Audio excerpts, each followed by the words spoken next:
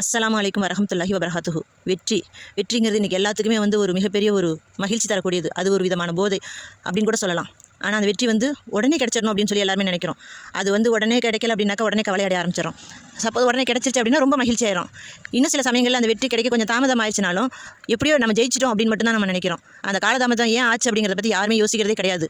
ஒரு உதாரணத்துக்கு சொல்லணும்னா, ஒரு கிரிக்கெட் விளையாட்டே ஆரம்பத்தில் பூரா அவங்க தோல்வியிலே போயிட்டு இருக்கோம். கடைசி 10 நிமிஷத்தில் அவங்க ஜெயிச்சிட்டாங்கடா அப்படின்னு சொல்லுவாங்க. அது மாதிரி அந்த வெற்றி ஃபஸ்ட்டு தோல்வியை போகிற மாதிரி இருந்து கடைசி நிமிஷத்தில் அவங்களுக்கு அந்த வெற்றி கிடைச்சிச்சுன்னா அந்த வெற்றியை மட்டுமே தான் அவங்க நினைக்கிறாங்க. ஆனால் அந்த வெற்றி தாமதமாகிறதுக்கான காரணம் என்னன்றதை பற்றி யோசிக்க மறந்துடுறாங்க. அது மாதிரி தான் ஒவ்வொருத்தவங்களோட தனிப்பட்ட வாழ்க்கையிலையும் ஏன் நமக்கு ஒரு விஷயம் நமக்கு லேட் ஆகுது அப்படிங்கிறத பற்றி நம்ம சிந்திக்க மறந்துடுறோம். ஆனால் வெற்றியே கிடைச்சாலும் அந்த வெற்றி கிடைக்கிறதுக்கு ஏன் தாமதமாகுதுன்னு சிந்திக்கக்கூடிய ஒரு தலைவர் உமர் அலியல்லாஹ் அவங்க. ஹஜ்ரத் உமர் அலியல்லாஹ் அவங்களுடைய ஆட்சி காலத்தில் சாம் நகரத்துக்கு ஒரு படையை அனுப்புகிறாங்க. அந்த படை வெற்றி அடைஞ்சு சொல்கிறாங்க. அந்த படைத்தளபதி சொல்கிறாங்க, இந்த மாதிரி கலிபா அவர்களே, நம்மளுடைய படை வெற்றி அடைஞ்சிருச்சு அப்படின்னு சொல்கிறாங்க.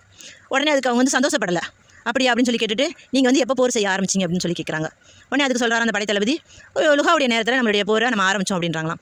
எப்போ அந்த போருக்கு நமக்கு வெற்றி அடைஞ்சிச்சு அப்படின்னு சொல்கிறாங்க கேட்குறாரு. உடனே அது படைத்தளபதி சொல்கிறார், மகரிப் நேரத்தில் நமக்கு வெற்றி கிடச்சிச்சு அப்படிங்கிறான். சொன்ன செகண்ட் உமர் அலியல்லாஹ் பயங்கரமாக அழுக ஆரம்பிக்கிறாங்க. எந்த அளவுக்கு அழுகிறாங்க அப்படின்னா, அவங்க அழுது அவங்களுடைய தாடி நனைஞ்சு அந்த தண்ணி கீழே சொட்டுது, அந்த அளவுக்கு அழுகுறாங்களாம். சுற்றியவங்களுக்குலாம் ஒன்றுமே புரியல. சந்தோஷமான ஒரு விஷயத்தை தானே அந்த தளபதி சொல்லியிருக்காரு, அதுக்கு எதுக்கு இவர் இப்படி அழுகிறாரு அப்படின்னு சொல்லி.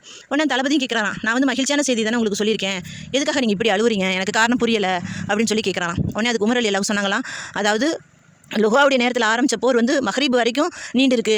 அவ்வளோ நேரத்துக்கு என்னுடைய வெற்றி தாமதமாயிருக்குன்னா அப்போ நான் என்ன பாவம் பண்ணேன்னு தெரியல, அதனால தான் அல்லாஹ் என்னுடைய வெற்றி இவ்வளோ தாமதப்படுத்தி கொடுத்துருக்கான் அப்படின்னு சொல்லி அழுதாங்களாமா. ரெண்டாவது, அப்படி நான் ஒருவேளை பாவம் செய்யலை அப்படின்னா என்னுடைய ஆட்சியில் வாழ்கிற மக்கள் ஏதோ பாவம் பண்ணியிருக்கணும், அதுக்கு நான் காரணமாக இருந்திருக்கணும், அதனாலே இந்த வெற்றியில் தாமதமாயிருக்கலாம் அப்படின்னு சொல்லி அழுதாங்களாம். அதாவது அந்த வெற்றி தாமதமாக அந்த கொஞ்ச நேரம் லுகாவுடைய நேரத்துலேருந்து மகரிபுடைய நேரம் இன்றைய காலகட்டத்துக்கு நமக்கு அது ரொம்ப குறைவான நேரம். இது ஒரு நேரம் அப்படின்னு நம்ம நினைப்போம். ஆனால் அந்த நேரத்தை கூட அவர் ஒரு மிகப்பெரிய ஒரு விஷயமா நினைச்சாரு.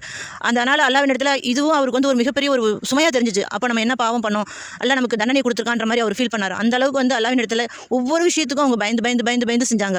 அல்லாஹ் நமக்கு இந்த விஷயத்தில் தண்டனை கொடுத்துருவானா, அந்த விஷயத்தில் தண்டனை கொடுத்துருவானா, நம்ம அல்லாஹ்வினுடைய பிடியிலேருந்து நம்ம எப்படி மீள்வோம் அப்படின்னு ஒவ்வொரு விஷயத்தையும் அவர் நிறைய யோசிச்சிருக்கிறாரு. அப்படி நம்ம இந்த காலகட்டத்தில் நம்ம யோசிக்கிறதே கிடையாது. வெற்றி அடைஞ்சிட்டா மகிழ்ச்சி அப்படின்னு மட்டும் தான் நினைக்கிறோம். ஆனால் அந்த வெற்றி நமக்கு கிடைக்கிறதுக்கு தாமதமாகுதுன்னு அதை பற்றி நம்ம சிந்திக்க மறந்துடுறோம். இன்ஷா அல்லாஹ் ஒவ்வொருவரும் நம்ம அதை பற்றி யோசித்தோம் அப்படின்னா நம்ம அதிகம் தௌபா செய்கிறவங்களா இருப்போம். நிச்சயமாக அல்லாஹ்வின் இடத்துல பாவ மன்னிப்பு கேட்குறவங்களா இருப்போம். நம்மளுடைய வெற்றிக்கான காலதாமதத்தை நம்ம நிச்சயமாக உணர்ந்துருவோம். அதனால் நமக்கு ஒரு விஷயம் லேட் ஆகுது அப்படின்னா கண்டிப்பாக நம்மளிடத்துல ஏதோ நம்மளையும் அறியாமல் நம்ம தவறுகள் நம்மகிட்ட நிச்சயமாக நமக்கு தெரிஞ்சே இருக்கலாம், நமக்கு தெரியாமையும் இருக்கலாம்.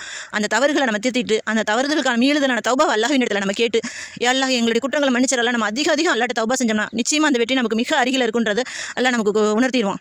அதனால் அதிகம் தௌபா செஞ்சு நம்மளுடைய வெற்றிகளை சீக்கிரமாக பெறுவோமாக. இன்ஷா அல்லாஹ். ஆமீன் ஆமீன் யா ரப்பல் ஆலமீன்.